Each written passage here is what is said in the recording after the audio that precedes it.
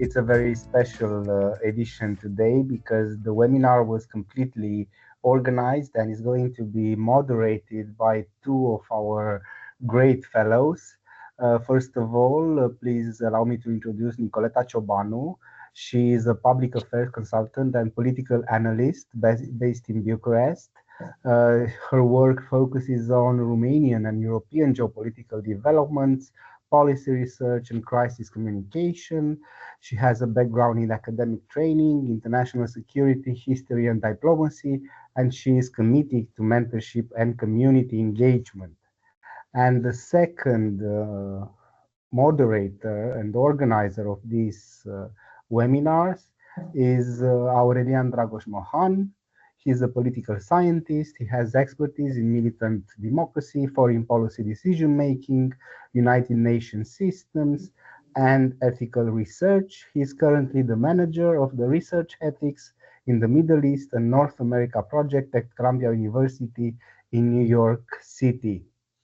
Hello, Nicoleta. Hello, Aurelian. Who is our special guest at this webinar? Hello. Nice to have you all here tonight, and especially Constantin Uzdris, our special guest tonight.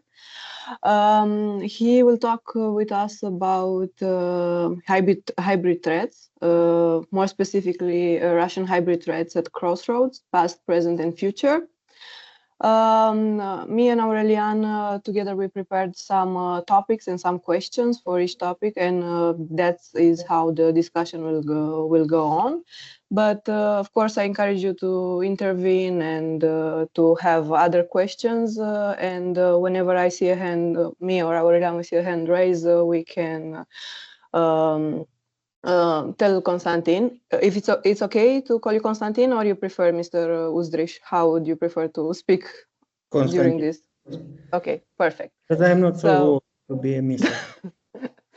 Okay, perfect. That's great to hear. It will be more of a friendlier approach.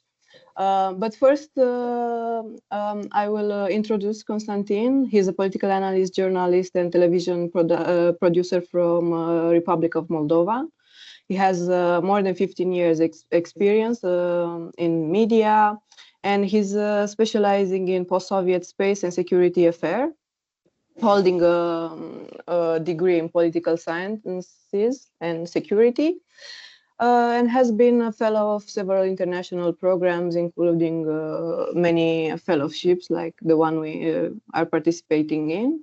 And maybe if you want to say a few words about yourself, anything extra, or if not, we can go back to our main topic. So I'm a producer of TV shows in TVR Moldova. I'm working for Romanian public television. Especially I have a foreign policy TV show. And also I have small interviews, small, 25, 27 minutes every Saturday about especially hybrid war and hybrid aggression of Russia against many countries. And I discovered that not only last year made many interviews, and I discovered that not only against Moldova, Romanian, but I spoke with specialists from Germany, from Armenia, from Georgia, and everywhere. We can say that we are living now in the Third World War, and this war is hybrid, but in some areas it is stay to be warm war. So if you want, I can show you some links of the interviews. Now in February we made 4 interviews with the people who lived in occupied territory in Ukraine. And it is also very interesting about the perception about this period that people are lived under Russian occupation. Perfect. Thank you so much. That would be great. Maybe you can share them with Paul, and he can send them those links about the interviews to us on our WhatsApp group. Yes. Okay, perfect. So the first topic we thought about was understanding hybrid threats in the region and, of course, beyond the region and in general. So my first question would be, because here in this fellowship, there are people from many different backgrounds. Of course, all of us have heard about hybrid threats, but maybe some of us didn't study this topic in depth. So I wanted to ask you maybe to define what hybrid threats are, a simple definition, and then to tell us, when we talk about hybrid threats from Russia, what exactly do we mean in practical terms for Moldova, Romania, and Ukraine? So when we speak about the hybrid threats, we must understand that the Russian Federation use all vulnerability of all countries for improve their politics, their views, and to try to subordinate the whole country in the world. And it isn't means only Moldova, Ukraine, or Romania. In Kremlin, they have two areas of action. One of them is our historical territory. It means, especially Ukraine, Moldova, Belarus. It's the territories that some times ago was under Russian Empire or Soviet Empire, and the territory of the interest. Yeah, the territory of the interest is especially the Eastern Europe or the ex-socialist area, where including also Poland, Romania, Czechia, Hungary, and all countries that was under socialist regimes during till the 1989, 1991, when was the crash of the USSR. And this doctrine, it's trying to apply now again by Putin. In the Yeltsin regime from 1991 to 2000s also, but the Russia wasn't stronger from the economical point of view. They have big problems in interior of Russia, because you know about Chechenian war, that Russia fighting in own territory. Also, they have problems with Chechen terrorism, but after 20, when Putin comes to Kremlin, he concentrated to the hybrid war against the all Europe. For Putin's regime, it's a regime that was created, educated, and developed by KGB, because all the people with whom work Vladimir Putin is from St. Petersburg or from KGB, who works with him. It means Nikolai Patrushev, who was head of the FSB, the Federal Security Service. It's the other person who worked with him, who lived near with him in St. Petersburg, and who worked with him in the administration, in the Sobchak administration, because Putin starts the political career in 19th in the public administration of St. Petersburg with Mr. Sobchak. So when we speak about hybrid threats, we must understand that they are using everything from economics to propaganda, political influence, corruption. This is the best key of using of Kremlin. If you have a corrupted politician, I'm sure that 90% of them Russia will use that types of politics. Also, we have some differences, especially when we speak about the propaganda, because some narratives that they are using in Moldova, it cannot work in Romania or in Germany or in. So they are very capable to adapt all narratives against one other country. What it means, why Russia using the hybrid aggression? Because Putin is on the power more than 25 years. He do not like the change of power. He do not like the election. He do not like anything. And for his regime can sure to be in power only by dictators. And they are trying to destroy, and for them it's very important that all democratic institutes not working. For that they are working for discredited the elections, discredited the institutions of elections, and it happens in America when was elected for the first time Donald Trump. Also the election, you know, the trying to influence the election in the Republic of Moldova, presidential election and referendum for EU integration. And I'm sure that the Russian Federation has also were implicated in Romania's election in 2024. Also, they are using energy like instrument for hybrid war. It happens with Ukraine, if you know, in 2001, 2002 was big scandal with a transit of gas from Russia to Ukraine, because the biggest conduct from Russia to Europe, it's transit the Ukraine. Also, it happens with Republic of Moldova. Also, happens with Belarus when Lukashenko wasn't not so open to dialogue with Russian Federation.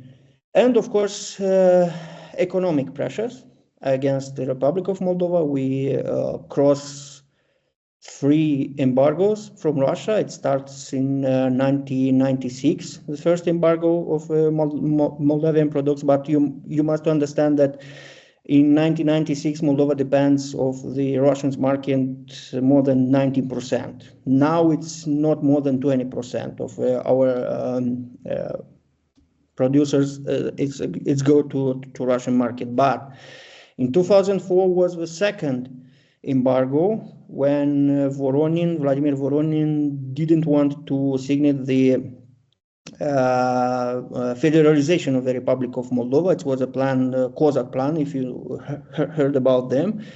This plan means to resolve the Transnistrian problem, but Moldova becomes a federal country, and we must to have a bicameral parliament like in Romania, the Senate and the common the representative camera. And the majority in the Senate must, from this plan, it must to be the majority from Transnistria region and also to Gagauzia. It was something like, let's federalize the Republic of Moldova, and the Senate in this plan was a decision camera for foreign policy and to adhere to some political or military organization. In 2004, Russia improved the second embargo, and of course in 2012 to 2013, when in Ukraine starts the second Maidan, also we cross the third embargo from the Russian Federation, especially with our wines, with our fruits, with our agriculture and special products.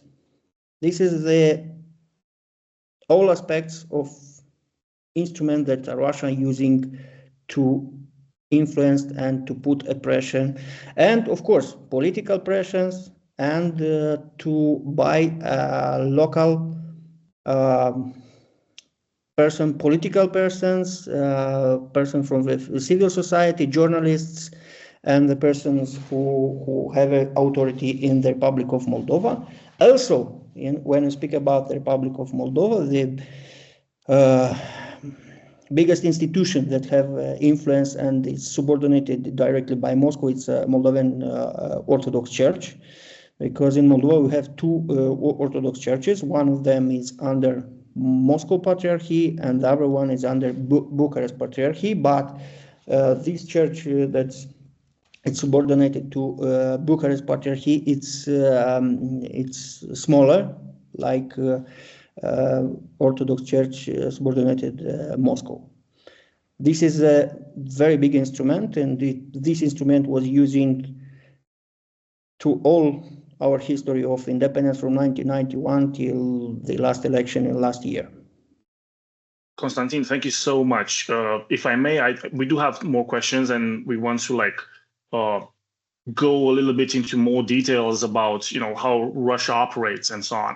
So at the beginning of the conversation, we talked about Germany, Armenia, Georgia. So we are talking about multiple geographical regions in which Russia is involved and fosters hybrid threats. So our question is, how did these hybrid threats impact Western Europe? Did we witness an increase of Russian sabotage operations even in Western countries, or are these operations mainly focused on the eastern part of the continent?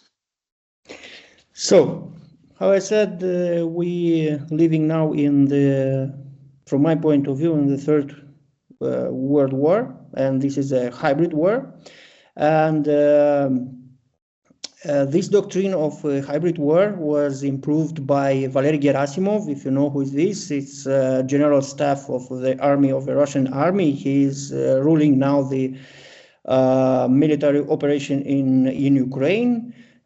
This strategy, this doctrine was published in February 2013, and he puts the basic of influence and of the development of Russian army and the Russian defense strategy. It's to using more hybrid techniques, not on the military one.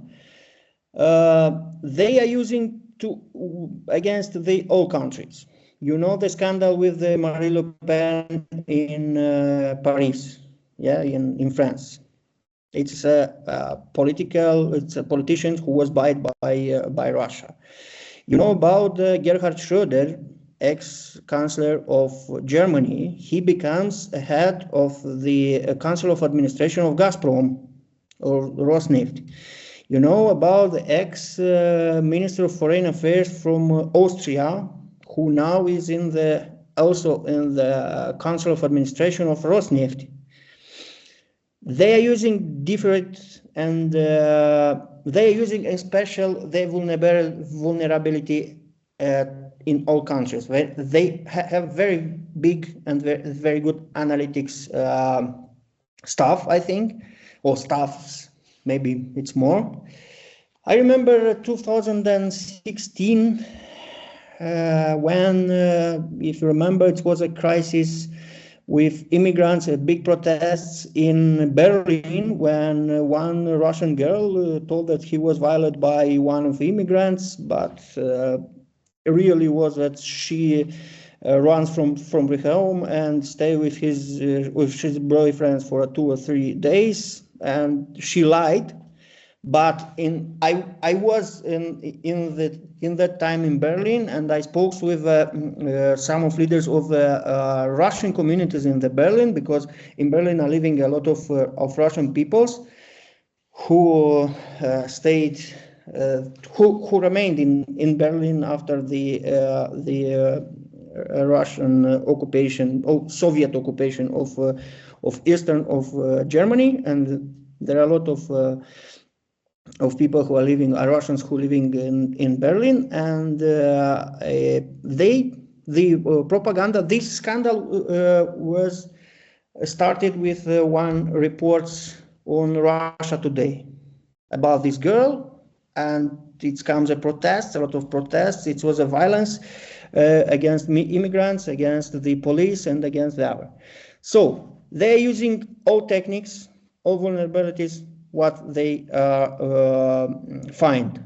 If, for example, we can speak about Italy and Spain, where the religion and the churches have a big influence, they will find the narratives for using the church, for using the fighting with LGBT, with to find maybe traditional families, traditional values, and the other and the other. Against Republic of Moldova, they will have other techniques. Against Romania and other techniques, because if in Moldovan people accept pro-Russian politicians, pro-Russian the politics who said that we must to be friends with Russia and other. Of course, these techniques cannot be using, for example, in Germany or in France or in Great Britain or in the North countries, and especially in Finland and the other one. So they're using a lot of techniques, and they analyzed and use, and especially your vulnerability. If you're a corrupt country, they will invest in corruption. If you are more orthodox or religious country, they will use narratives of religions. Thank you so much. And I would have wanted you to touch a little bit on the assassinations as well, because you remember the famous Ukrainian helicopter pilot, Maxim Kuzminov, which was killed in Spain, for instance. So thank you so much. Nicoleta, you have the floor. Thank you so much, Aurelian. Yeah, I'm happy you talk about tactics, because my next question is about it. At the beginning, you were telling us about the rise of Putin to power and his background in the KGB. So I wonder, how have these tactics evolved historically, particularly when comparing with Soviet-era active measures to the strategies employed since, let's say, 2014 or 2022, when the war in Ukraine started, and of course how the new technologies, the internet era, and everything, so it's influences this hybrid tactics of Russia compared to what happened before, yeah, in the Soviet era. In general, they evolved according to technological development, but basically they're using the same tactics and the same narratives. And I propose to explain to you 3 cases. First of one is Abkhazia. Abkhazia is a region from Georgia that's also cold conflict. It starts in 1990. After that was Transnistria in 1992 and Donbass in 2014. So the narrative is the same. In these countries, in Moldova and Georgia, on the power are Nazis, are fascists. For example, in Moldova, they remembers about the Antonescu regime, and one of the narratives was if the Moldova will go to Transnistria, and then Transnistria will, if Transnistria will not separate, the Romanians should come here and should kill all Russian speakers, all people who do not like to speak Romanian language. The same narratives was used in Abkhazia and Georgia in special, because Georgia in 2019 has 3 separatist conflicts. Moldova only 2. One of them was Transnistria and Gagauzia, but in Georgia was Abkhazia, South Ossetia, and Adjaria. So the Georgian government must to fight on 3 fronts. What's changed? It's changed just the technology of the propaganda in 2014, because in 1992 against Republic of Moldova, they're using newspapers, radio. Of course, Moldova did not have central television devolved at that time, and unfortunately, Moldova translated the first official channel of Russia, still 2022, when it started the invasion. You must understand that the people has propaganda from first channel of Russia. What happened in Donbass? In Donbass, they used social media. Of course, I said that they invest in TV channels. They created troll farms. They established mercenary organization, because If we look with whom they fight against Moldova, they fight with some troops, some Kazakh troops. It's not people from Kazakhstan, but Kazakh troops. It's some kind of internal troops that was used in Russian Empire. They live especially on the borders, and they ensure the security on the borders of the Russian empires. In Ukraine, they used the group of Wagner, troops Wagner, you know about Wagner troops. They changed just the technology, and they changed just the area of disappeared the narratives and the information. And of course, in 1992, they didn't have so many money like in 2014 or 2022, because it is not secret that more than 15 people of from Moldova fights against Ukraine in Wagner groups. Some of them are returned back, some of them died on this.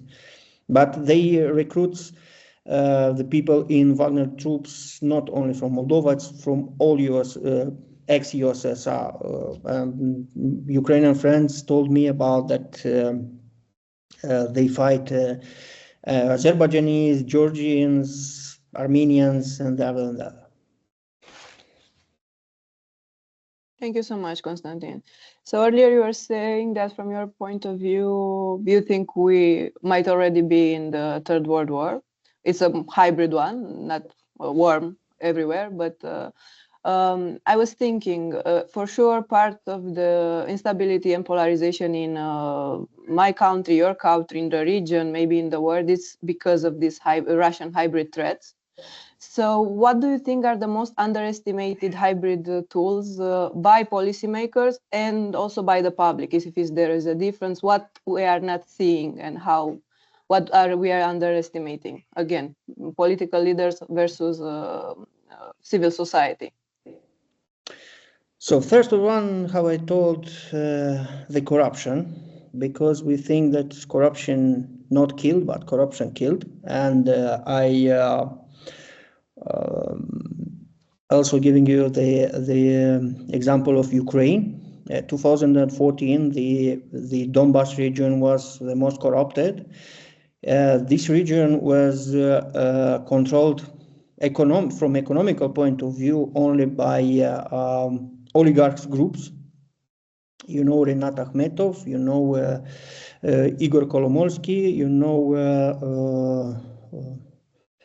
Turchinov and the other oligarchs who lived in Ukraine at that time, and they controlled the media, biggest media corporations, and there are in internet there are phone speakings from Kolomolsky with Yanukovych during this crisis.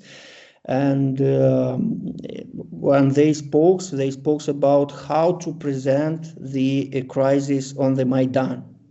You understand that it was only a corruption and propagandistic deal between oligarchs groups and with ex-president Yanukovych, who lost the power in February 2014. And after that, it started the war in Donbas. The other vulnerability is discreditation. So it's closed with corruption. The second step is the discredited the institution, the state institutions, because in Donbas, especially in Donetsk and Luhansk, when it comes to the mercenary from Russia into 2014, nobody goes to fight for the administration of that region, because people disappointed the old leaders, the local leaders, the politicians, and the other. And in this from the corruption to to discredit the institutions. People did not believe in everybody. And when the local leaders calls people to come and to fight with Russian occupation, nobody comes. Many of them, it comes with Russian flags and said that it's easy to be with Russia. Also, what they're using, they try to improve to people to be afraid. Yeah, because peoples are preferred, especially in 2014, and also it's happened in the Republic of Moldova in 1992. There are a lot of people who said, okay, let's left this Transnistria, but to be war. And they are used also for 2022. They're using this sentiment for Moldavian people. And there are politicians in Chisinau, in Moldova, that said that's also it's happening in Romania. Yeah, do not army the country, do not invest in army, do not invest in anything.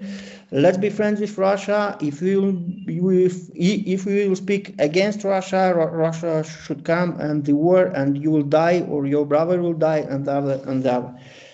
So also Russia and Putin in special fight with free media and civil society. In Russia did not exist in Russia. Many of activists of civil society are now living in Czech Republic, in Baltic countries, in Germany in special, and in other. For Putin civil society, it means that 5 columns of Occidental countries, of American special. And of course, they do not accept free media because free media can relate the narratives, or to fight the corruption, or to fight the other politicians, the opposition, to improve the opposition. And they always, but I don't know politicians in the world who are on the power who like civil society or free media. All of them trying to have a control on the media, to have loyal journalists or loyal civil society, and you can look this also in Romania with investigative journalists in special, and the other. So do not tolerate, and how I said, the conference when we meet with Paul for the first time, Moldova survive only because we have strong civil society, small but strong civil society, and our civil society can explain to people that we have not to go to Russia, but we have to go to the European Union and to accept the rules of games in the European area. Thank you so much, Constantin, for your interesting insights. I'm really interested about Romania because you mentioned Romania so many times, and as a journalist, I suppose you have a lot of connections in Romania. So how prepared is, from your point of view, of course, the Romanian government to deal with these hybrid threats? Will it be able to hinder even more complex Russian hybrid enterprises in the future if they occur? So I am not yet a citizen of Romania, and it's very difficult for me to speak from behalf of the Romanian government. But I will turn back to your presidential election in 2024. And I believe that the Romanian government is not prepared. I remember my discussions with different peoples in Romania, from journalists to political analysts and some politicians. I will not give names, but I feel that there was more concentrated about what will happen in Moldova in election than not in Romania. And when I told them that also you must be very attentive, because I think Russia will not lose the possibility to influence your election. They always, all of them told me, at least we are under NATO and European Union umbrella, Constantin. You must understand this. Okay, but the time showed us that this umbrella did not work, especially with Georgescu in 2024. From this point of view, I think the relaxing of the authorities was very big, and this relaxing, it's how showed the elections. It was a vulnerability that Russia used against Romania. I will go back to the parallel with Ukraine. Ukraine in 2014, they lose one of the problem why they lose so easy the Donbass and Crimea was this relax and the incapability of the new administration of politicians in Kiev to understand that Russia can attack. They was busy with power, who will be a minister, whose friends will be a minister, whose friends will be a new boss on the one authorities on the others, and they was very, very relaxed. And from this point of view, the history show us that this election in Romania and in Ukraine, I'm happy that in Romania did not happen something like in Ukraine, but Ukraine pay very, very big price now for this relaxing and for concentrated on the money, making money, especially for political elites, not to thinking how to protect their countries.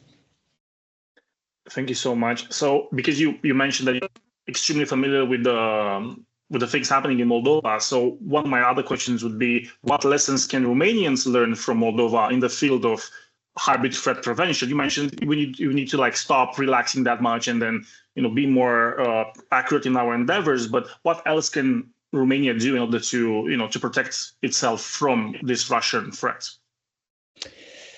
So. Moldova is not the biggest professor in this area, but where we had a success, it was in special the speed of reaction and the determination against the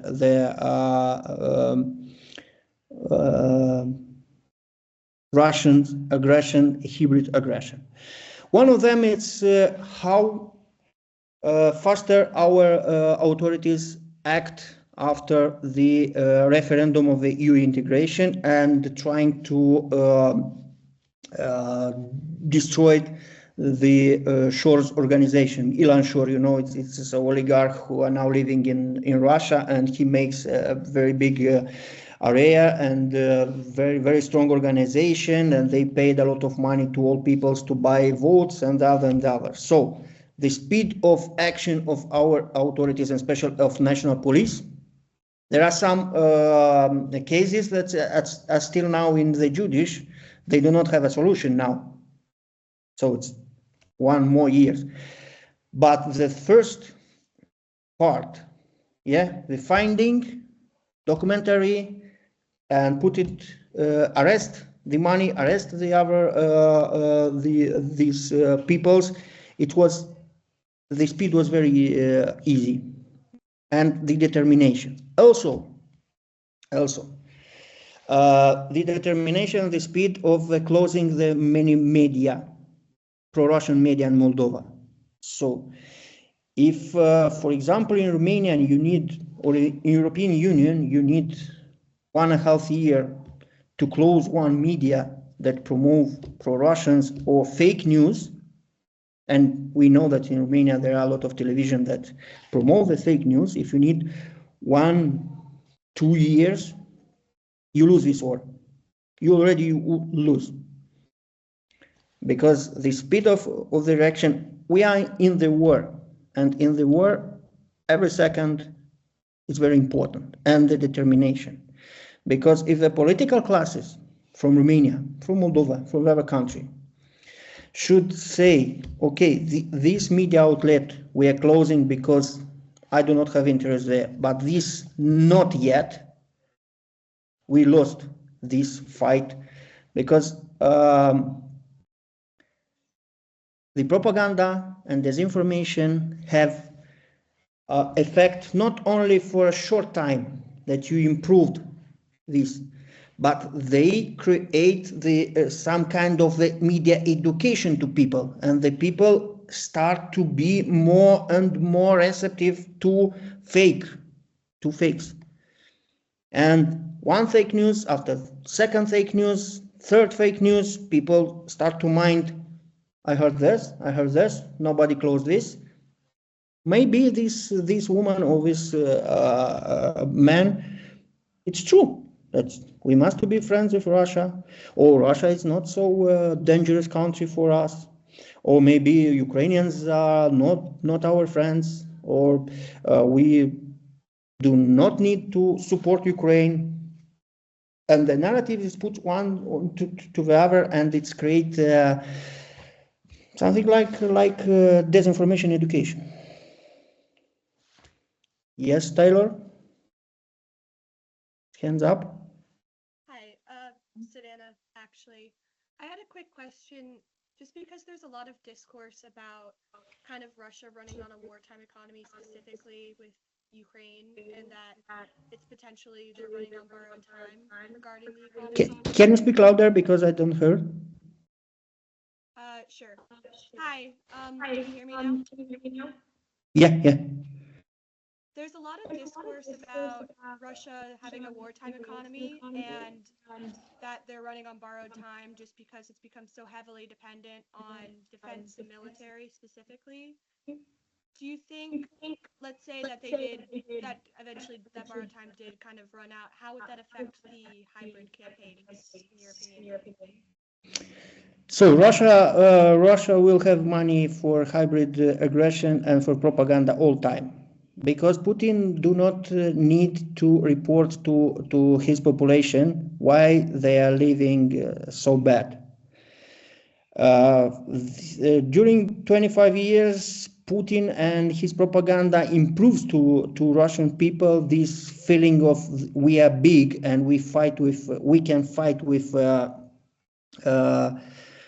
America, we can fight with all NATO, because the narratives now, when they start the war in Ukraine, the general invasion in 2022, the narrative was that the war will be in 3-4 days. We'll finished. It was very narrative. Kiev in 3 days. So they plans to be in Kiev in 3 days. Now the narrative on the Russian TV channels, I understand very well English. Unfortunately, I can Russian. Unfortunately, I speak better Russian, not English. But the narrative now in the Russian TV, it's that they are not fight with Ukraine. They are fight with NATO now. And every day on the TV channels, they show that they fight with NATO. And for the people in Russians, you must understand, there are people who are dying now in Ukraine, that people was born in Putin area. Yeah, the people, Putin comes to power in 20. And the people who was born in 2000 now have 25, 24 years. Yeah, and there are a lot of people that's dying now in the Ukraine. And during this time, Russia did not devolve. Russia devolved just military. But if you, I don't know, somebody of you was in Russia. I traveled in Russia. I was in Moscow. I was in St. Petersburg. I was in some small cities around Moscow. Russia is beautiful, just St. Petersburg, Moscow, and the other big cities. But in the towns, it's a disaster. And it is true that there are, if you go to 100.5 kilometers from Moscow, it's a disaster. No medicine, no education, no good education, no good roads, anything. But Russia and Putin regimes should invest the last money for war, for propaganda, and for whatever. In 2020, just budget of Russia today was more than $1 billion. Only Russia today. Russia, the economical situation of Russia should not affect the hybrid war and the hybrid processing that Russia fight now. Unfortunately, Russia can stop like USSR when economic will crash. But the history show us that from 1991 when USSR crashed, they also has resources, human resources in special, to fight with our country. It's how I said, Transnistria was in Moldova, Abkhazia, Ossetia, Karabakh. So the resources of KGB, of last KGB, it's so big in the old war, and they have resources to fight with all the world. I hope I answered you. Yeah, you did. Thank you. Thank you so much. Now let's go back a bit to Moldova. So after finding more things about hybrid threats and how they impact us in general, our second topic, we named it Moldova as a front line of democratic resilience. Why? Because we've seen Moldova more active in the regional, international scene as ever in the last years. We are seeing that last week, I think, the president of Moldova, Maia Sandu, was proposed the Nobel Prize for this year. And we are seeing Moldova, the closest it was to European Union integration. So my first question in this topic about Moldova, how is Moldova resisting Russian pressure? And I'm not thinking about tactics, like you said before, about acting on disinformation, but at its core, is it a survival instinct or how and why it's so active in this? And what are some good practices that maybe us, Romanians or other European countries can import from what Moldova is doing in the last couple of years or more? So, first of all, thanks to Ukraine.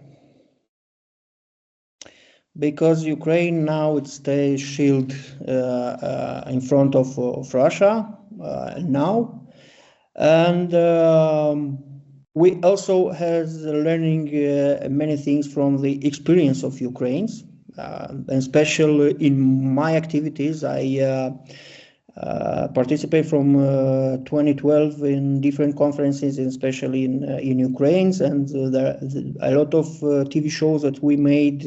I learning from my colleagues in Ukraine. Unfortunately for them, they need to learn and to understand what happened with their countries when they are in center of the war. We are happy that no. From the economical and energetical point of view, we resist just by support and special of Romania and European Union. Unfortunately, during this more than 30 years of our independence, Moldovan governments did not invest enough money for energetic independence. 2 weeks ago, Moldova was a partial blackout. Why? Because the electricity lines from Romania, we do not have direct connection with Romania. The electricity comes from Romania to the south of the Republic of Moldova. After that, they cross the south of Ukraine, in special Odessa and Belgorod-Dnestrovsk region. After that, the lines comes to Transnistrian region, and after that, it comes to Chisinau.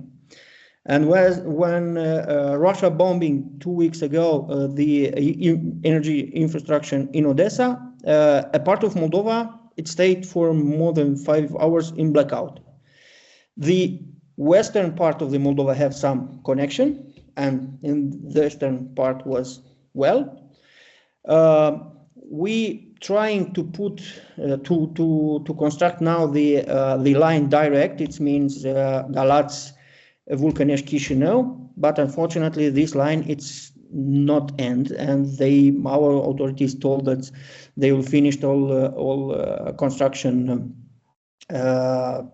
in January, but now in February this line did not work. With gas, natural gas, we using from 2022 when Russia closed giving the gas to Europe, also to Moldova, also from Romanian, but we buy from European market, and we use this line Iași-Ungheni Chișinău. This is a gasoduct from Iași to Ungheni, and it comes to Chișinău. And we resist just with helping of European Union and especially with Romania. This is and from an economical point of view, yeah, from after the signing the assessment agreement with the European Union, more than 80% of all producing from Moldova, it's now exported in European Union. More than 60% of Transnistrian products, it's going to the European Union. Only 10 or 12% is going to Russian Federation and Belarus. Great explanation, Constantin. Thank you so much. Our question, the next question is more related to how consequential has been Russia in influencing Moldova's political regime? Because you told us that they have a lot of money, they do a lot of things, they do engage in a lot of like hybrids endeavors, both in Moldova and in other countries. So our aim was like, did the overall Russian influence wane or increase in the country, in Moldova, in the last couple of years? So they did not renounce to influence the political situation in Moldova. We are happy that we are not have a pro-Russian government here, and this is very well. Not only for us, but it's also very well for Ukraine, especially, and for Romania. They concentrated in the last 2-4 years to prepare some cold, not pro-Russian, not open pro-Russian politicians, to make some partisan politicians who declared that they are pro-Ukraine, pro-European. Now it's they invest money in the sovereignist parties. You know, we have party Democracy at Home, who have a partnership with our from Romania. And they try to control now this area of the politician specters, that it means Trumpists or pro-Trump organizations. Also, they concentrated in the Gagauzian region, because with Ilan Shor they controlled this region, and the Bashkan of Gagauzia, it's the head of this autonomy. It was a person who was put them by Ilan Shor. She is now in the prison. She was condemned for 6 years in the prisons for corruption, for election corruption, and illegal financing of the political parties in the Republic of Moldova. And now in these regions must to be organized the election, but that election was delayed. So Russia now improved the political crisis, not in Chișinău, but in this region of the Republic of Moldova. And in this region there are groups of interests, and I'm afraid that group of interests will start to fight together. Thank you so much. I think earlier you said that Ukraine is actually the shield for Moldova and I think for Europe in general of what's happening now with Russian aggression. So this question might be very obvious. So I'm asking you why is Moldova strategically important today, and even more specifically, if Moldova's future trajectory is crucial for Romania and or Europe? So I guess the answer is yes, but maybe you can offer us more details. What could happen? So imagine a pro-Russian Moldova, or a pro-Russian government. For Romania and for Ukraine, it can be like a Belarus for Poland and Baltic countries. You know the crisis of the balloons that it's launched from Belarus.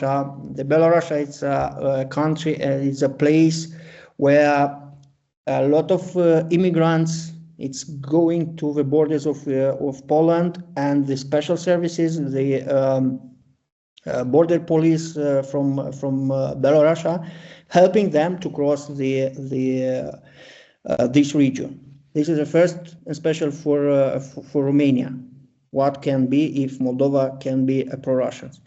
For Ukraine, Moldova it's not biggest, but it's one of the important logistic point for, especially for producing from Ukraine, that's across Moldova, across Romania, going to Constanța port or to our destination from European Union. Imagine that Moldova, pro-Russian Moldova, can close the border with Ukraine. Also in Moldova, it's living now more than 70,000 of people who immigrants from Ukraine, and the Moldovan government helped them. Now our TV with embassy have a campaign of crowdfunding for buy generators, electric generators in this situation. The other problems for Romania, imagine that Russians Moldova can open in special borders, air borders, for spies from Russia, for militaries from Russians, and it's happened in Moldova during the government of Vladimir Voronin. It's happened during the government of Igor Dodon. They travel free in Moldova, and on the border with Romania, you can have espionage from economic, military, electronic, and the other.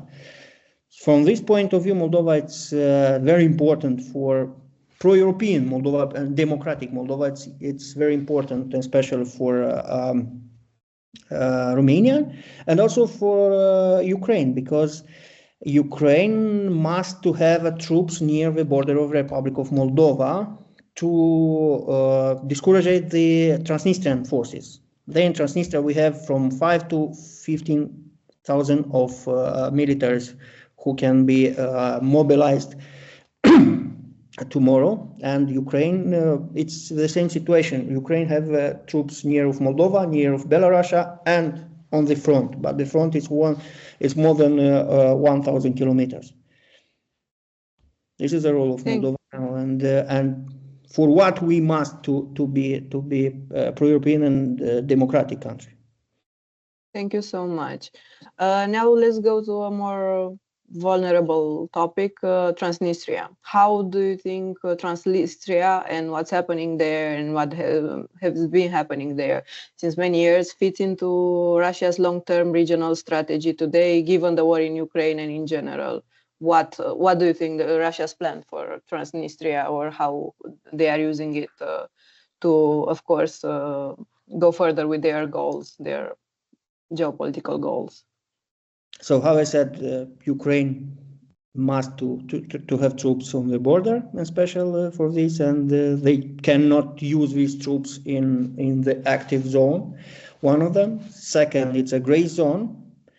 When Russia make a different operation with armies, with the scandal with the army, with some armies on the border with Romania in last year.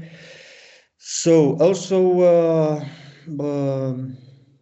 a lot of Moldovan corrupt politicians who was condemned. They are now living then Transnistria regions, and of course the basically role of Transnistria is to block the EU integration of the Republic of Moldova, because in the European Union we have two different positions. One of them is that Moldova can become a part of the European Union when will be reintegrated, and there are politicians who say that we can only to go to the Cyprus example, but there are not quickly and very clear position of the European Union how we can integrate with or without Transnistria. So, and this is the most important role of the Transnistria, and Transnistria was created for that Moldova will never go in the NATO and will be under Russians or in the Russian sphere of influence. This is the only role of the Transnistria. Our next question is exactly on that specific part of the issue, namely, as you mentioned already, a very long dream, a lifelong dream of the Republic of Moldova was to become member of the European Union. So in your point of view, how and if ever this issue of Transnistria can be tackled, and how can it be tackled in order to fulfill this lifelong dream of Moldova to join the European Union? And also a second part of the question would be, from your point of view, is there a probability, low, medium, or high probability for this frozen conflict, as is defined by experts, to escalate in the near future? Can it become more than a frozen conflict? Can it unfreeze and become a warm conflict in Transnistria? At the moment, no, because how the Russian troops are, it's far from Odessa.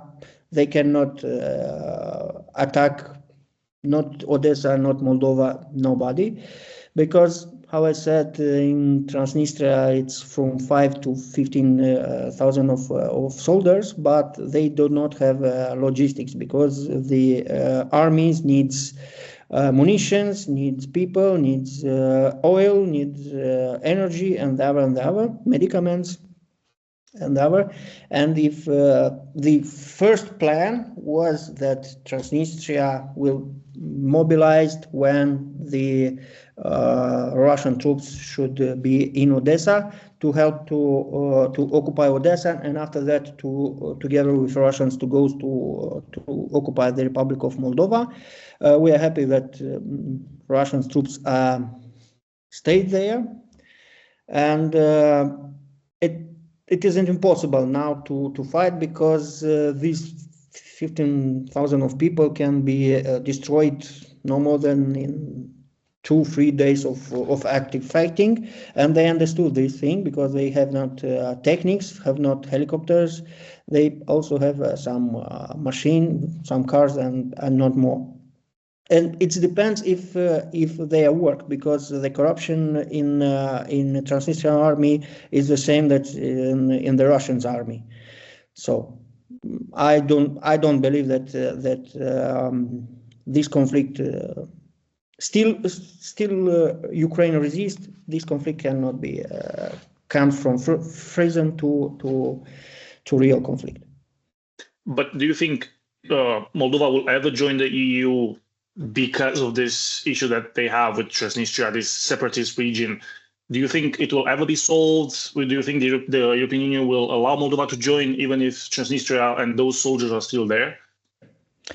Unfortunately, I think our authorities do not know how to do this, because I don't saw the real plan of solving this conflict. The situation in Transnistria, the economical situation is very, very difficult there.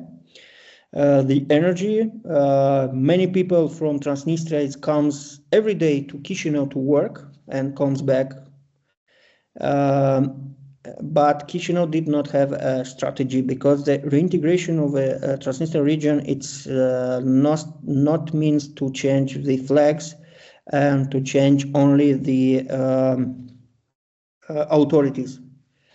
We must to reintegrate the social system, medical system, schools, education.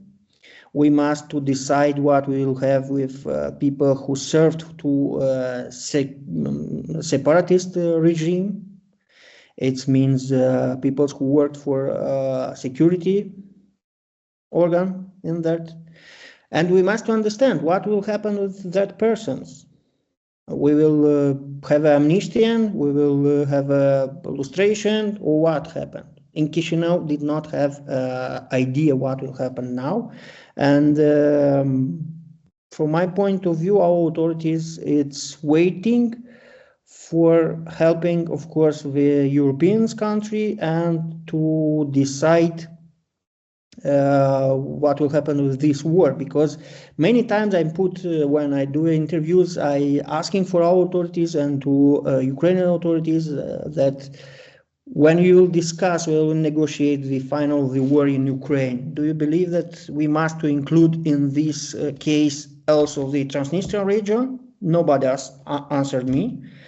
There are in Ukraine some politicians who said yes, of course, because we must to destroy this regime. But there are people also in Ukraine who said no, let's stop the war. After that, we'll discuss also about Transnistria. Unfortunately, not in Kiev, not in Chisinau, and I think in Bucharest there are not people who know exactly and who have a plan. Exactly plan to how to resolve this problem and to mind maybe at least 4 free steps for Transnistrian solving. Thank you so much, Constantin. So to wrap up this topic about Moldova only, at the beginning I wanted to ask you about more scenarios, but we are a bit against time. So tell me, what is one scenario, the worst case scenario, that worries you most for Moldova in the next, let's say, 3 to 5 years? So the most dangerous scenario is the failure of pro-European forces in special. And if we will not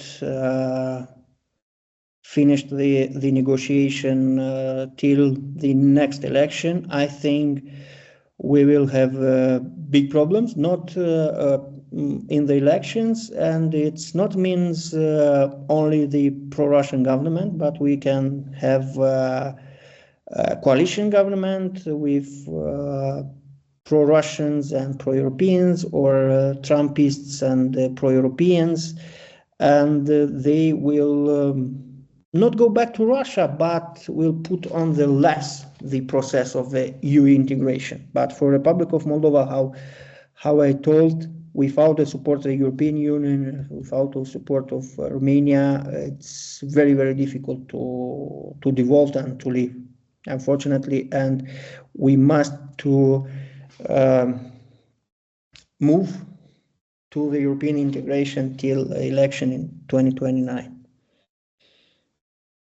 Thank you so much. The situation in the region is extremely fascinating. So if based on that observation alone, we thought to discuss about in the next couple of minutes opportunities for regional security. So our question is, can you briefly describe some ongoing, I don't know, NATO, European Union, or even Romanian projects or endeavors that aim to improve regional security? And how effective do you think these projects are in increasing the security of Eastern Europe overall?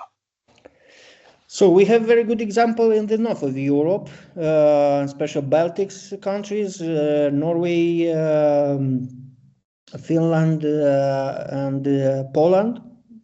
They made something like a small NATO in this region. They have army exercise together. They know with exactly what country can help one each other in the conflict situation, and I think we can repeat this example, because I know that this initiative also Denmark it's in this project, and I spoke with some analysts from Poland, and they told that they invest a lot of money in operative cooperation between all countries, and they have very clear plans how to act, who will be first, who will be second, and how to, and also what is how we can cooperate. Of course, it's change of information, and special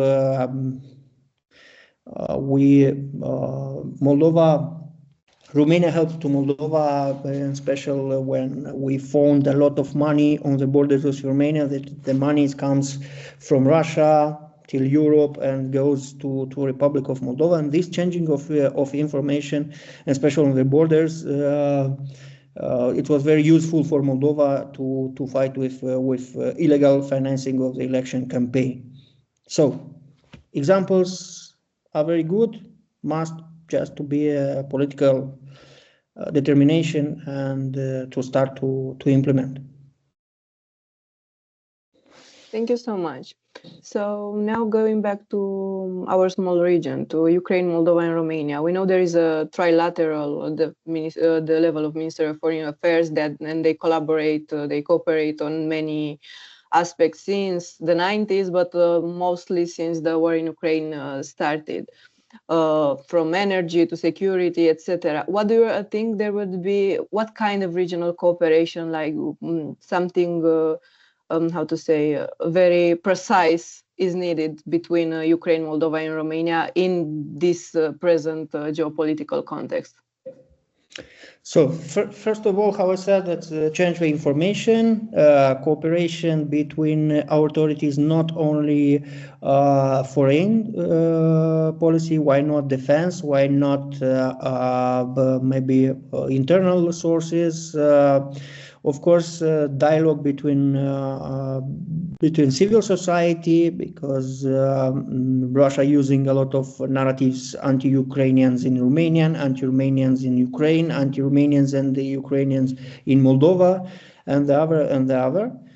So the cooperation between civil society, between journalists, and between authorities on the all level and on the local level, it's most important, because when people cooperate together from Romania, Ukraine, and Moldova, then they understood each other better, and they can explain in the communities, in the small communities, how it's work, and that the narrative is not true.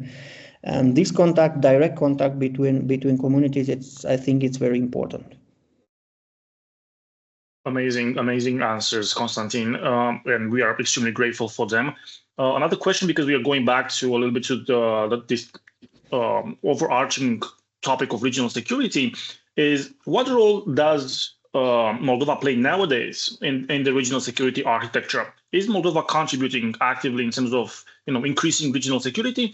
And how do you think this particular role will evolve or should evolve in the future? Moldova is most consumer of security in the region. We cannot be a part of the military blocks.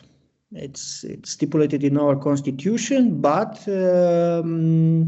we can contribute with maybe with our logistics, with our persons, because we have good specialists in Moldova. We're fighting in special of disinformation. How I told, we can told about our techniques of finding the illegal financing of the political parties. Maybe this is know-how that our police makes in the last free election, because we have a presidential election and a referendum and a parliamentary election.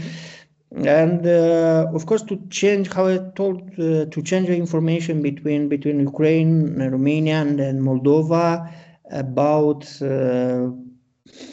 what know-how try Russia to improve in our country, in your country, or maybe what can Ukraine see that happened now in Ukraine? Because Russia it's fighting now with Ukraine, but also they are fighting in hybrid war against Ukraine. It's not just the physical war, but also a hybrid war, and they trying to improve now in Ukraine, for example, the necessary of the election in Ukraine, because Ukraine, the President Zelensky was elected in 2019, and his mandate is finished.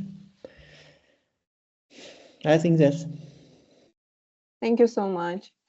Okay, so we were speaking about hybrid threats, and one of them you already mentioned is disinformation and misinformation. So maybe we'll speak about tackling disinformation and misinformation in the region. Actually, this topic is one I guess quite dear to this cohort of the fellowship, because we've discussed it also with previous experts from psychological point of view, from a communicational background. So we want also to know your opinion, because you are an expert in hybrid threats. You already told us that hybrid threats in general are targeting countries or regions differently based on their language, beliefs, the culture of those regions or countries. So for sure, disinformation as one of these hybrid threats is the same. But I wanted to know from your experience, what are the narrative most frequently used for Romanian speakers? Let's say the Romanian speakers in Moldova versus Romanian speakers in Romania. What do you usually see when you see disinformation and misinformation? Which are the ones that, the narratives that are, I don't know, we are more gullible for? So the same narratives, it's of course religion, anti-LGBT, you know, the rhetoric of Gayropa. Also, they are using the narratives that Moldova is not Russia, it's not Romania. Now it's the political campaign with big boards in the Republic of Moldova. This is an initiative of the Socialist Party with Igor Dodon, that they put on very big boards where it's right that Moldova is not Romania. Traditional family, of course, it's the same in Romania and in Moldova. In Moldova and in Romania, they improve the narrative that Ukrainians took our territories. In Ukraine, they speak that Moldavians and Romanians want our territories, so they fight on three fronts. We suffer economically because we help Ukraine. Supporting the Ukraine will drag us in the war, is the same. The militarization of Moldova, it's the same narratives it's in Romanian. So this is common narratives, and it's unfortunately it's worked because especially for a militarization of the Republic of Moldova, I know people, reservists from Moldova, from my friends circle, who do not like to go to the trainers that's organized by National Army, because they thinking that Moldova preparing for war, or prepared to send the troops in Ukraine. So people believe in that. Paul, do you have a question, or do you want to say something? Yes, thank you. It's very interesting. I do have a question actually, because you are discussing this comparison of narratives in the region, and my question is quite simple and straightforward. Do you think it's useful to have a sort of disinformation narratives mapping in the region to be translated in all the languages, and so that we can see exactly which narratives are employed in Romania, in Bulgaria, in Moldova, Ukraine, Georgia, Poland, and the Baltics, and so on. and such a mapping, a website or YouTube or whatsoever channels available over there to be used as a public resource from journalists, because I'm not sure if there is such an initiative. Yes, I think it's a very good idea, because these initiatives can help us not to fight with disinformation, but to prevent them. And we can show to all people that, look, they told to you here in Romania that Ukraine took our territory, but in Ukraine, in the same time, they said that Romanians are fascists who want our territory, yeah, and want to change the international law and the international organization and the other and the other. And also because Russian, it's a test for the beginning in the small area, and after that, they if this narrative it's worked in the small for example in Moldova, they export them in Romanian in the other countries. It can be thankful for the prevention of disinformation, because it's easy to work with prevention, in health, not to fight with them. So if I may, because Paul asked a very, very interesting question.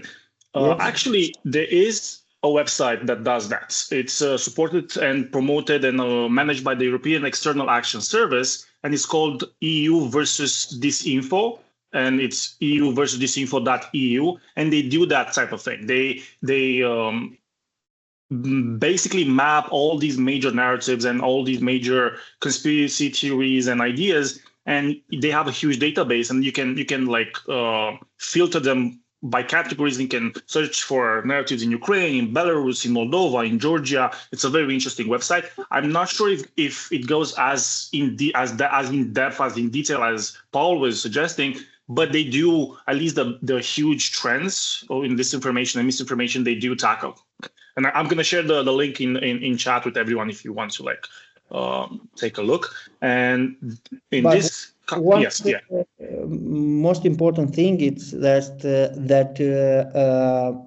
this kind of initiative must be in many languages, because how Russia influenced also the mind of peoples who lived in Moldova, for example.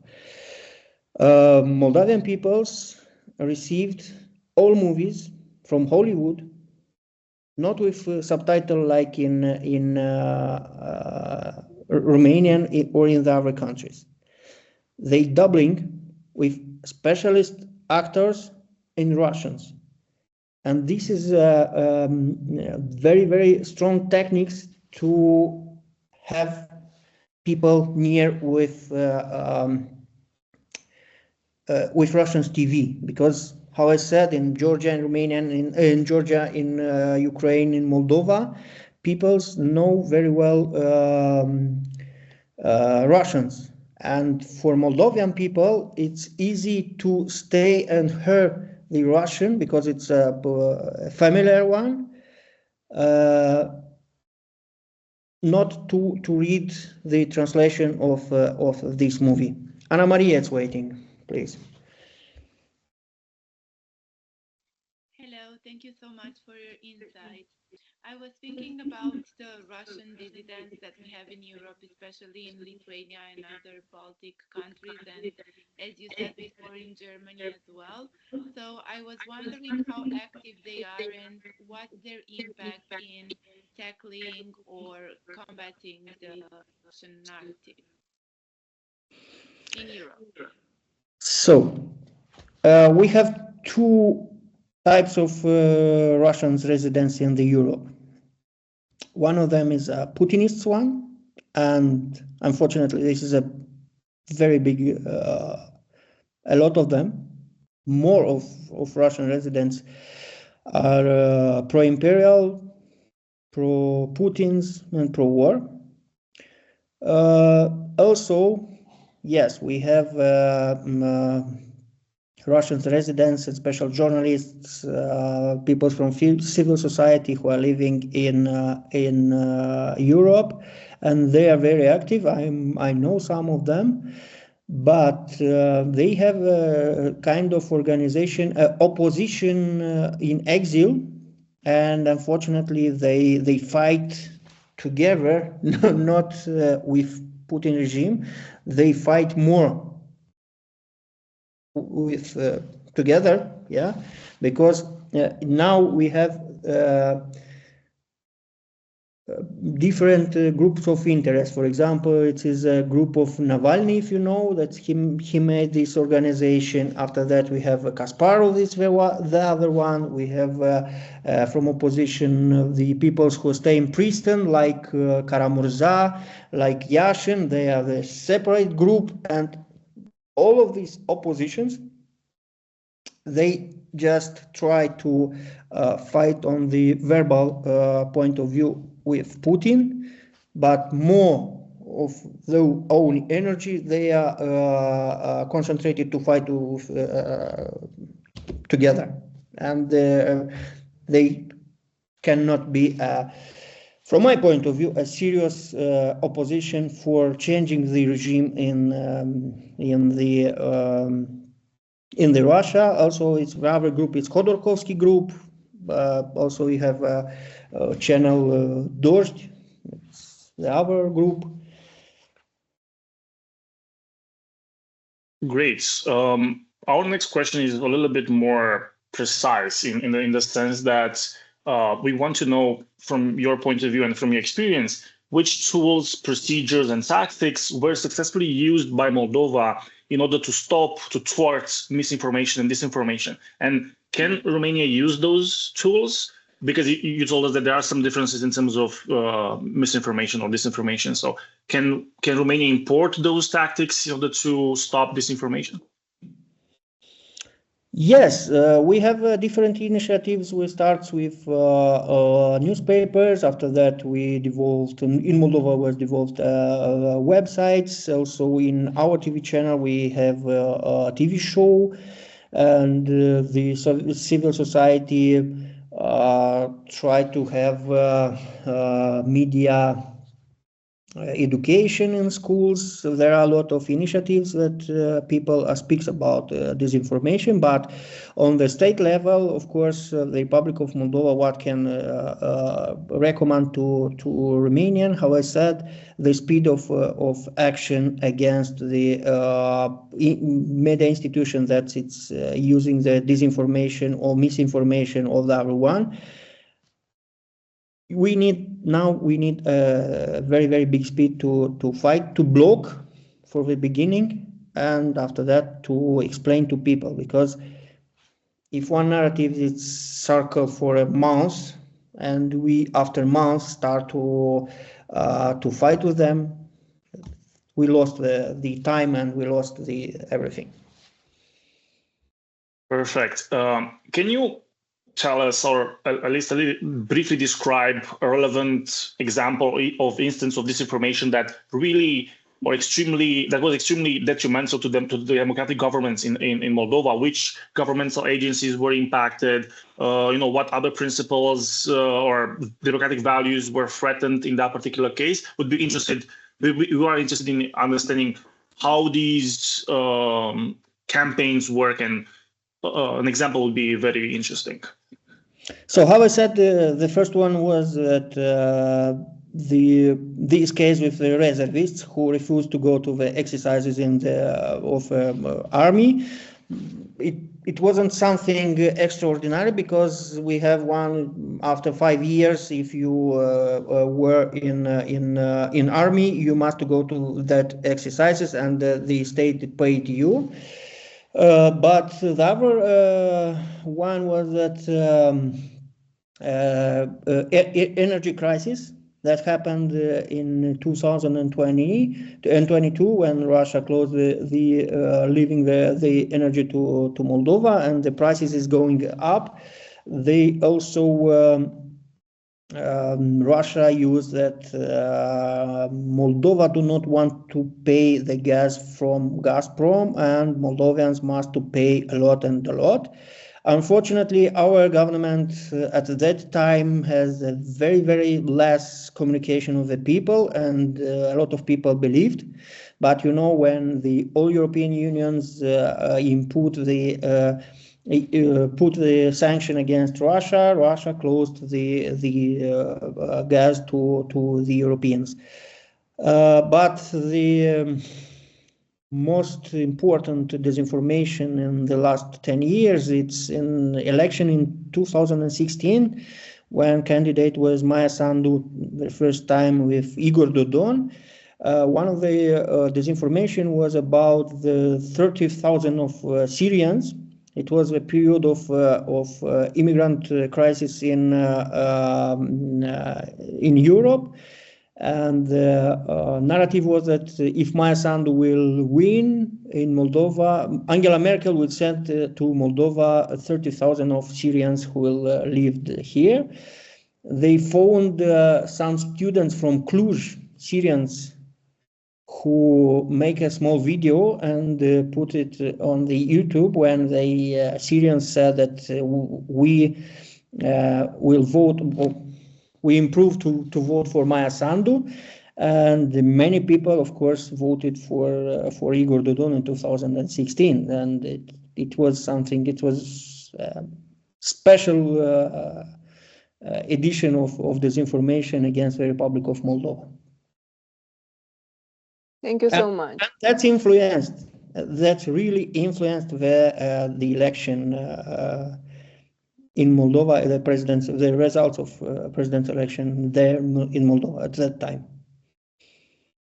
Thank you so much. Our last question from this topic would be something more general. Like we saw firstly disinformation and misinformation coming from exterior, from Russia. We are seeing now in the last couple of years or more ecosystems in each countries of disinformation and misinformation from local sources, of course, sponsored in a way or another by Russia. Just a moment. Not only from Russia. Russia act in our region, but also you must the disinformation. You must to see how the Chinese companies using the different campaigns, how worked Hamas disinformation and propaganda. So we speak now about Russia because Russia is act in our region, and unfortunately, this disinformation and this hybrid war, it's transformed from the hybrid to real war here on our borders. And Russia, of course, it's more expensive, it's more serious actors in the disinformation in our region, but the disinformation, it's everywhere.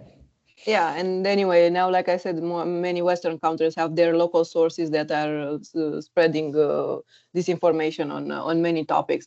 But on top of this, there is something not necessarily new, but I think we see it more recently than disinformation, is the way that we are actually looking from political leaders to civil society of the idea of truth. And many experts are saying that we are living in a post-truth society, when whoever has the force to impose their truth can do it. So in this context, what do you think? Do you think journalism, your actual job, can still act as a stabilizing democratic institution in an era of fragmented information ecosystems? Do you think how relevant and what what journalists have to do in this kind of era where truth is not the truth and the only truth anymore? Because we are seeing even in I don't know, the United States, when journalists speaking at the White, asking question at the White House, they don't receive answers, or they are treated badly. And of course this happened in Russia and in many authoritarian regimes since in the last century as well. But how do you think this career can still, and journalism in general, can still be a pillar of democracy? I think that journalists can still be stabilizing, but it starts with you, with a journalist. how it's happened in civil society and everywhere. Because if journalists accept to have one concessions, after first conceptions will be second, third one. And if you are going to deal, how like Trump to say, with one politician or with one groups, you are in captivity of this group or on these politicians. So it depends only by journalists. If you want to be a good journalist, independent one, you can be. If you're not, you can leave to this profession. This is my answer. Because we are reaching the end, we still have 20 more minutes, but because we're reaching the end of the workshop, and because I want to allow our fellows to ask more questions if they have, we have some more personal questions that we want to ask you. Namely, what is your advice for young people that are interested in starting a career in journalism? Would you recommend to young people to start a career in journalism? So I will say the advice that I received in 2006 when I finished in my high school, also from journalists. Do not go to study to the Faculty of Journalism. This was advice that one journalist, unfortunately he is dying now, but he told me that if you want to be a good journalist, you must to study something else. I am going to study political science. My friends who work with me, it goes to start international relations. In our office, we have a journalist who worked in the banking system, and she is very well journalist in financing in special. So if you have a capacity to write, if you have a capacity to analyze, you can go to the other faculties and you have very big chance to be a journalist. How said this person me, journalism is not a profession that you can read in books. You can go with people and to see how they're working and to bring the capacities. Yes, Paul. Constantin, thank you. I do have a specific question because you mentioned a couple of times the importance of free media and civil society. Now you are advising us to become a journalist, but with different field background. But briefly, which are exactly the characteristics of a very good journalist, that he is professional, that he's correct in his information, and he promotes free and democratic media? How exactly should he be as a general profile? So first of all, do not put the questions why, but when you start to do one material in journalism, you have to put a lot of questions. Good journalist is that journalist that have a lot of questions on the simple things.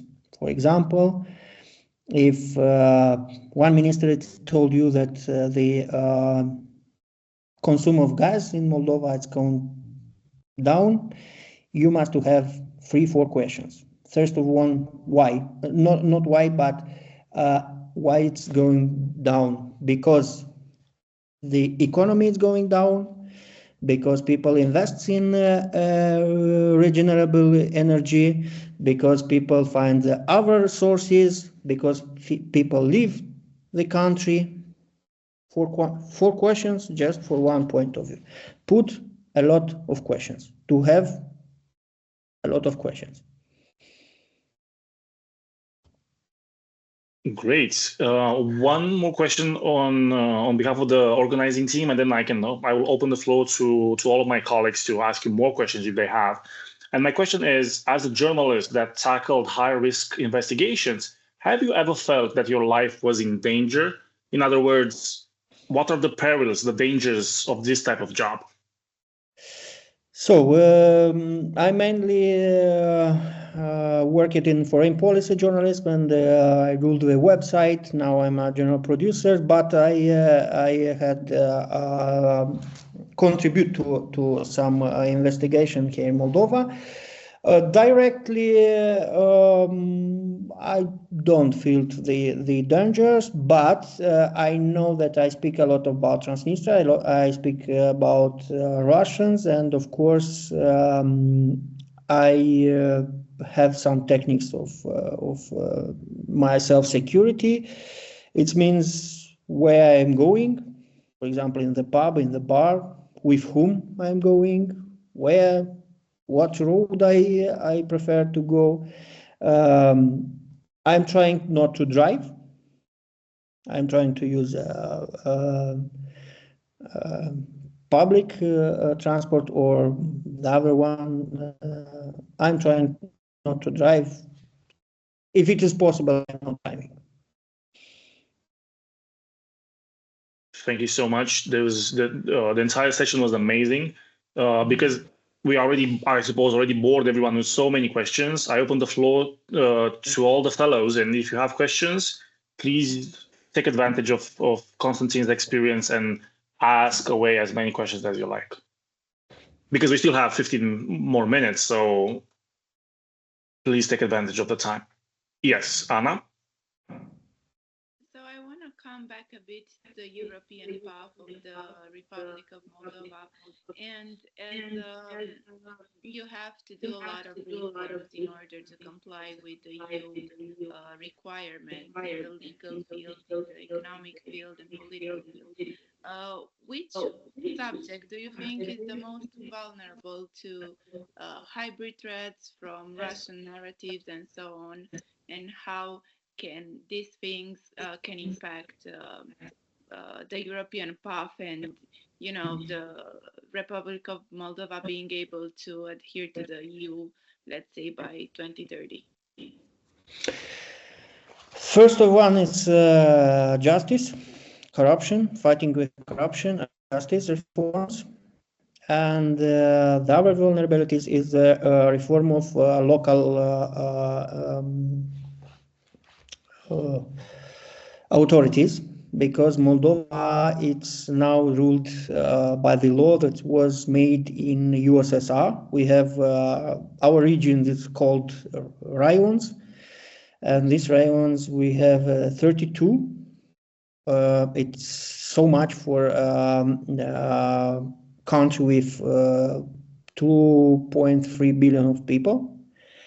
So and Russian narratives, it's now fighting against the local reform, but the European Union asking us to this reform, and this will be one of the most dangerous, because we changed the regions in Moldova from 1998 till 2001.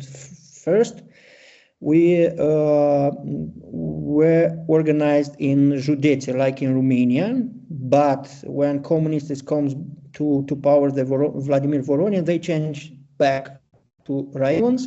Now we must to change again, and I'm sure that the Russian forces also will use this problem to stop this reform, and of course to stop the EU assessment.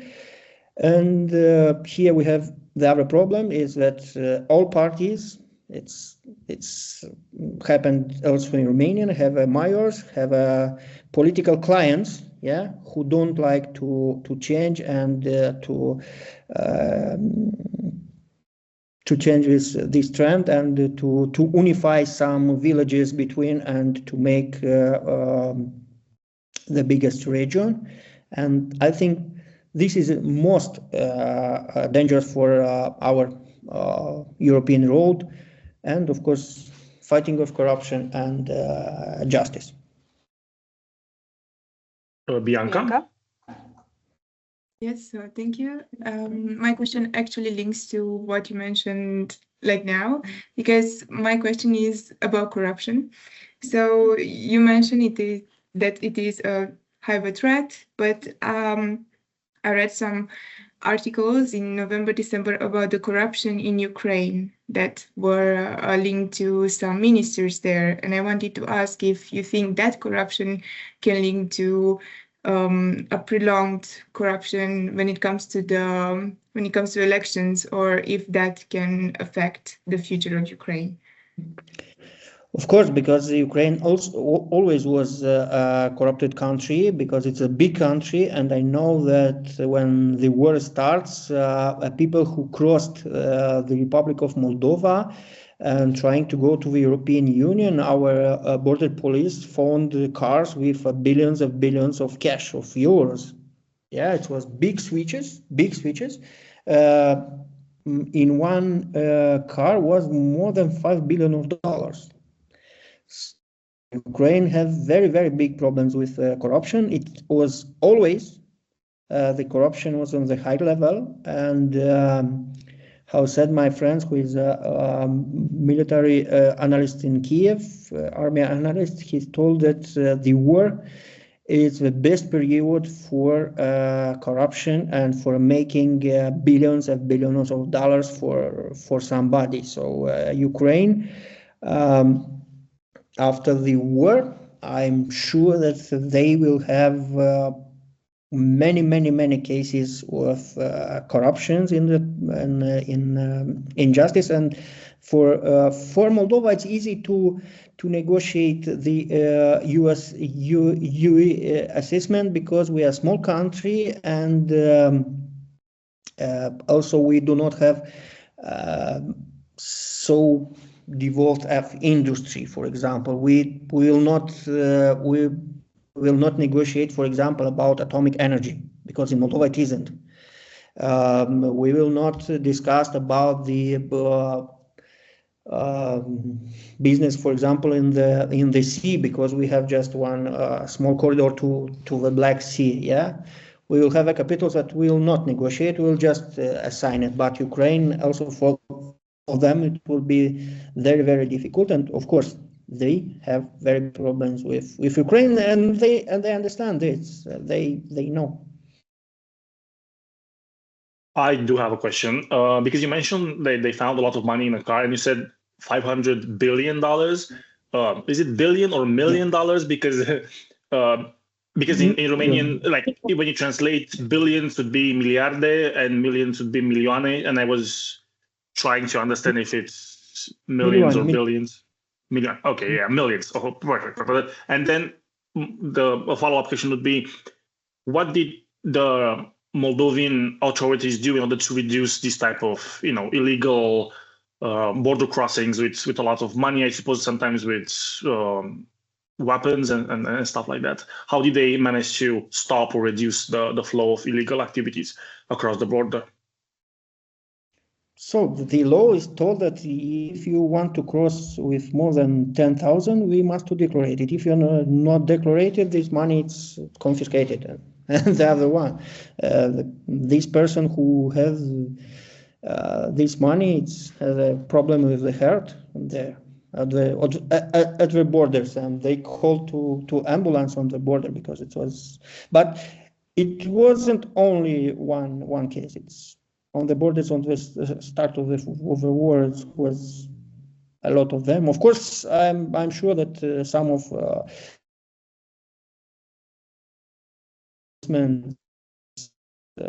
think from these switches, and maybe, but there are some cases that it's happened like this. Anna, please.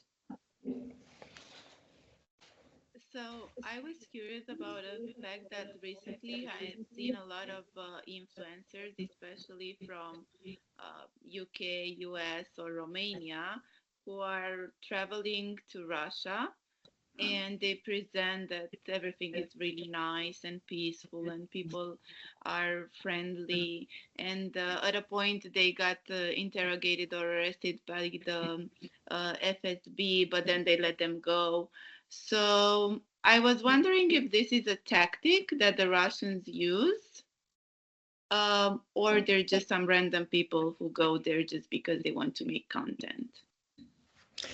No, this is a tactics. It's the same situation. They control everybody who comes to country, who leave the country. Russian special services. It's the same tactics. If you saw content from Northern Korea, it's the same one. It's the same situation. They organize the traveling. There are a lot of influencers who are paid directly by Russians, by some organization.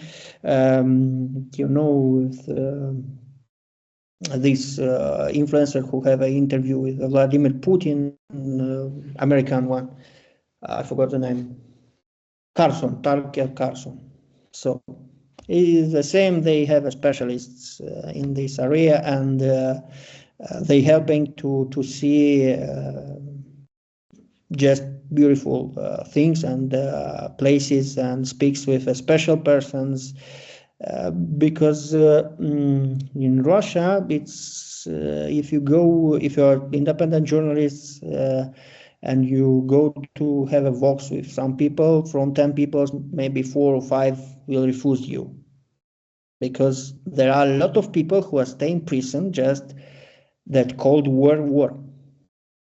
So they said that we in Ukraine have a war, not a special military operation. And the people are staying in prison for 4 or 5 years. It is, I do not believe that the influencers or the journalists from Occidental countries can go in Russia and to go in one village and to make an interview or reportage. It is impossible. Thank you so much, Constantin. I have one more question, and I think as I see no other hands raised, it will be the last one, just to be sure we finish in time. So my question is, back in the 2024 elections in Romania, when Georgescu was first, one of the theory how this happened, of course, besides the actual Russian influence, was that I don't know, part of the secret services, especially military secret services of some of the retired people that work there, were somehow helping him gain more and more influence. So my question is, if do you think these people, be it double agents or people that were actually just bought because they are really corrupt, do they pose a threat, and do they really exist? Do they pose a threat? And do you think in Moldova is happening the same? Do you think they are part of the secret services that are actually corrupted or under the Russian influence? And yeah, that would be the question. Of course, Russia penetrate, and now in Moldova, it's one of the biggest cases. It's the people, the head of the secretariat of the Moldovan parliament. It's now in prisons for contact with military attached of the Russian embassy. Also, the head of the last head of our army also is under the process. I'm sure that in also, I don't know if they have active agents in Romanian secret services, but the tentative of corrupt or have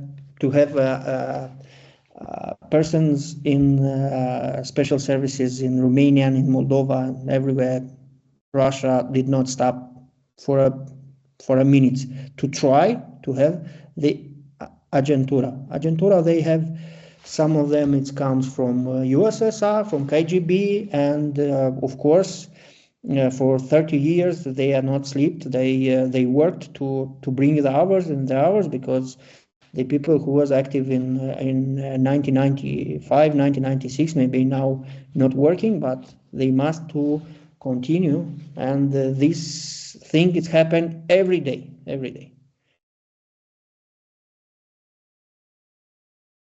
Thank you so much.